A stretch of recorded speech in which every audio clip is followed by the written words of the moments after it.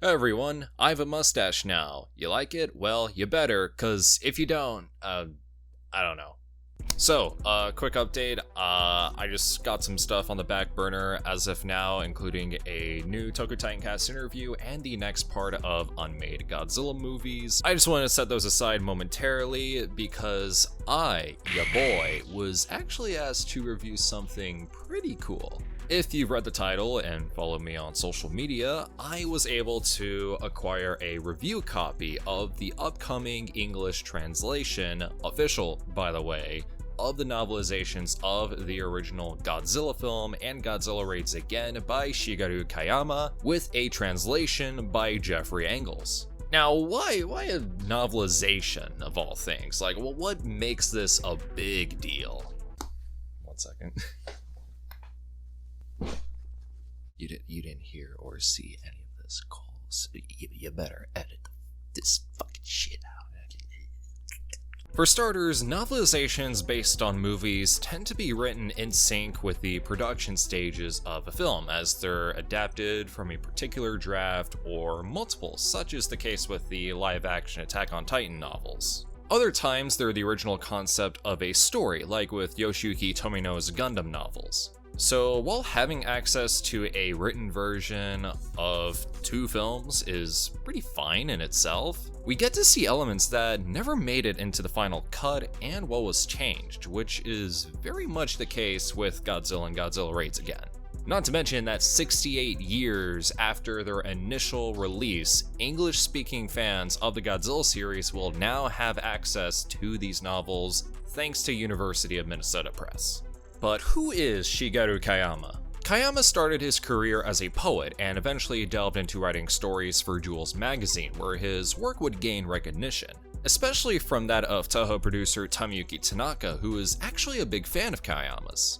So then Tanaka wanted him to create a story that would serve as the basis for Godzilla. If you want to know more about Kayama, the afterword by Jeffrey Engels at the end of this book does a wonderful job breaking down his career as well as what it was like translating his works, and it's worth noting that Kayama would also make contributions to not only Godzilla Raids Again, but also Half Human, The Mysterians, and Godzilla vs. Hedorah.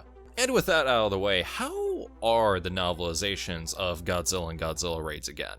Well, they both largely follow the same stories as their film counterparts, with several differences here and there. In Godzilla, as opposed to Ogata being the protagonist, it's actually the Odo Island native Shinkichi. In fact, Ogata's presence is very minimal here. But at the same time, Shinkichi actually has a very interesting arc, coming off as vengeful towards Godzilla for killing his family and slowly learns to understand the tragedy of the monster's own existence. There's also real confirmation that Dr. Serizawa lost his eye during World War II and that he was a protege of Professor Yamane. Additionally, Serizawa is described to have visible eye scarring, which is actually present in numerous promo material for the film. Speaking of which, you may recall Godzilla carrying a woman in some of those promos. This is because in the scene where he's first revealed, Godzilla was actually supposed to reach towards Emiko. It's also in this scene where Godzilla has a cow in his mouth, a scene that was actually shot but cut from the final film. Another thing that was removed from the film entirely was the inclusion of the Tokyo Godzilla Society, which is exactly what it sounds like, and may have inspired the cultists in Shin Godzilla.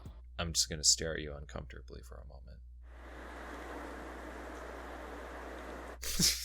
What the fuck am I doing? As for Raids Again, Godzilla is depicted as being more bloodthirsty, as described by a chase scene with Kobayashi and Tsukioka, which is then interrupted by Anguirus. This is also how both monsters are introduced in the story. The final fight between Godzilla and Anguirus is a little different, and Kobayashi's death actually has a little more weight to it. There's probably a bunch of other differences, changes, and additions I'm leaving out, but it's very nice to see these movies at what's essentially their original state in written form. But what about the book itself? Like, is it worth a read? Honestly, absolutely. Kayama's writing has a very strong sense of punctuality, where it's super straightforward and everything is conveyed very coherently. Not once was I ever lost while reading, and every time I put the book down, I just have to fight the urge to keep reading like what I just did now. The destruction sequences are especially great with how detailed they are, as they're descriptive without going overkill with it. And all the characters are fleshed out very well. This is also largely thanks to the translation by Jeffrey Engels, who I must say did a phenomenal job here. It also helps that each story ranges between 90 to 110 pages and is formatted with slightly larger texts while also containing short chapters. So if you really wanted to, you can knock out this entire book in a weekend. Whether you're a Godzilla fan or not, I highly encourage everyone to pick up this book when it comes out in October.